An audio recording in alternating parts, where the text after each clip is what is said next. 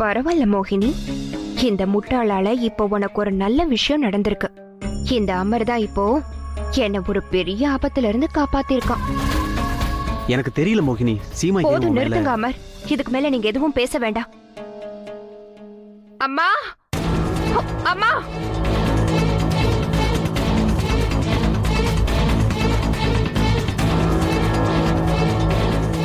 பாட்டிமா, மா, aunty, uncle எல்லாரும் இங்க வாங்க.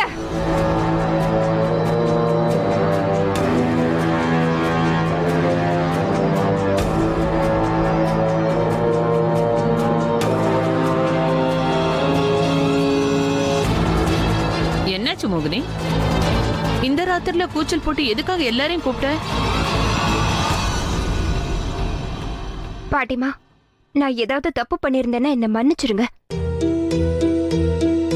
ஆனா இப்படி அசிங்கமா சந்தேகப்பட்டு எங்களை அவமானப்படுத்தாதீங்க.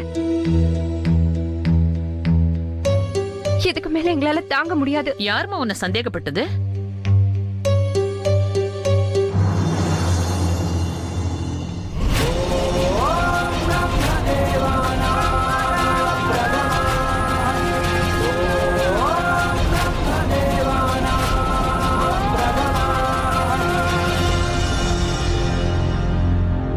அப்படின்னா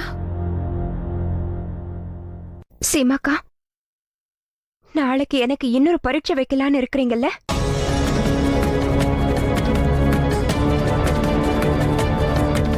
அந்த கொல்கத்தால இருந்து வந்த போன் கால், போலீஸ், ஸ்கெட்ச், அது எல்லாமே போய் தானே?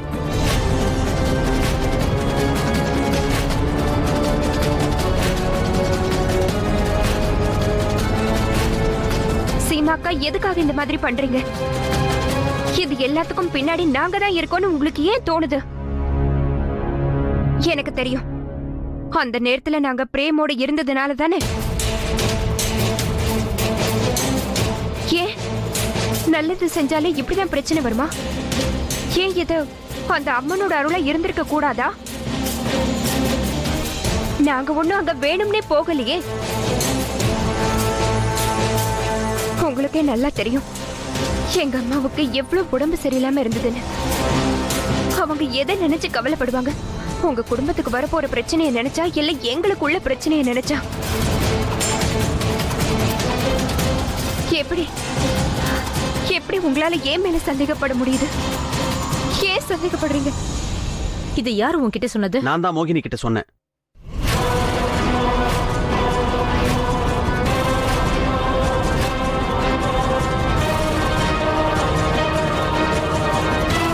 நான் சித்தார்த் கிட்ட பேசுறதுக்காக அவர் ரூமுக்கு போனேன்.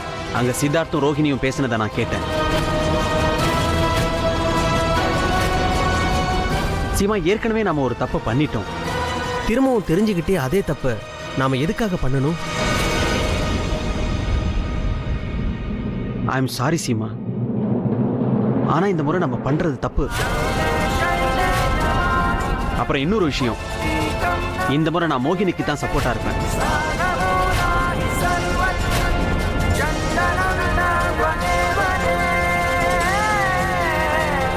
மறுபடியும் மோகினிக்கு எந்த பரீட்சையும் வேண்டாம். அவளை நீங்க பரிசோதிக்க நான் விடமாட்டேன். இதுக்கப்புறமும் அவ கஷ்டப்படுறதை என்னால பார்க்க முடியாது. இங்க பாருங்க, நீங்க எல்லாரும் என்ன வேணும்னாலும் நினைச்சுக்கோங்க. மோகினி ரொம்ப நல்லவ. மோகினி எந்த தப்பும் பண்ணியிருக்க மாட்டா. எனக்கு அவ மேல முழு நம்பிக்கை இருக்கு. அவ்வளவுதான்.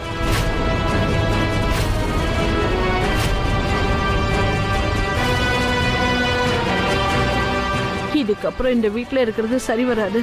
நாம காலையிலே இந்த வீட்டை விட்டு போயிடலாம்.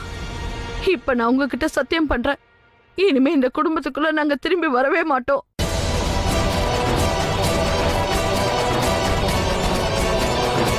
வா மோகினி. சுனந்தம்மா, நான் சொல்றது கொஞ்சம் மோகினி.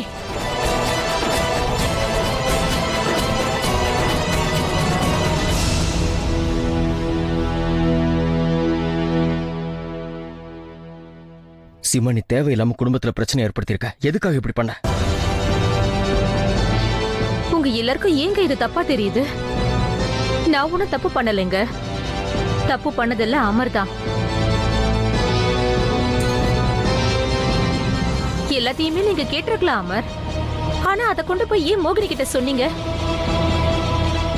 என்கிட்டயோ இல்லன்னா ரோகிணி கிட்டயோ ஒரு முறை கேட்டுக்கலாம்ல அமர். அம்மாடி சீமா, எனக்கு என்ன தோணுதுன்னா ஒருவேளை நீ உங்களை தப்பா நினைச்சிட்டியோன்னு.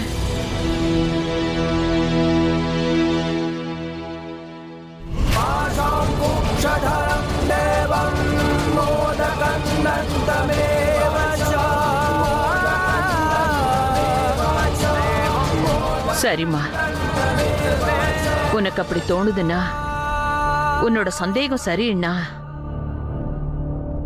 உனக்கு எப்படி விருப்பமோ அதே மாதிரி செய். சீமா, எல்லா பிரச்சனைகள்லயும் எல்லா சிரமங்களையும் நான் உங்க கூட தான் இருந்திருக்கேன். ஆனா இந்த முறை நான் நிச்சயமா சொல்லுவேன், மோகினி மேல உங்களுக்கு வந்திருக்கிற சந்தேகம் தப்பானது. சீமா, எதுக்கு இதை ஒரே கோணத்துல பாக்குறீங்க? அந்த இன்னொரு பொண்ணு நிச்சயமா அந்த சூனியக்காரியோடைய ஃப்ரெண்டா இருக்கலாம். அவ மோகினி மாதிரி வேஷம் போட்டு இப்படி பண்ணிருக்கலாம்ல. அமர், இப்ப நீங்க இப்படி பேசிட்டு இருக்கீங்கன்னா அப்படி பேச வைக்கிறது உங்க காதல் தான். அதனாலதான் நான் செஞ்சது உங்களுக்கு தப்பா தெரியுது. அது மட்டும் இல்ல, நீ சொன்ன மாதிரி இந்த பிரச்சனைய தப்பான கோணத்துல பாக்குறது நான் இல்ல, நீங்க தான். வேற கோணத்துல நீங்க இத பார்க்கவே விரும்பல. போது சீமா, நீ தப்பா யோசனை பண்ணிருந்தனா நீ அதை ஒத்துக்கலாம். இந்த விஷயம் கொஞ்சம் கூட நல்லா இல்ல சீமா. நம்ம வீட்டுக்கு வந்த விருந்தாடியை இப்படியே அவமானப்படுத்துறது. அம்மா, இந்த விஷயத்துல நீ எதுவும் சொல்ல வேண்டாம். நாளைக்கு காலையில நானும் பெரியத்தையும் அவங்க கிட்ட பேசுறோம். நேரம் ரொம்ப ஆயிடுச்சு, போய் படுங்க. போங்க.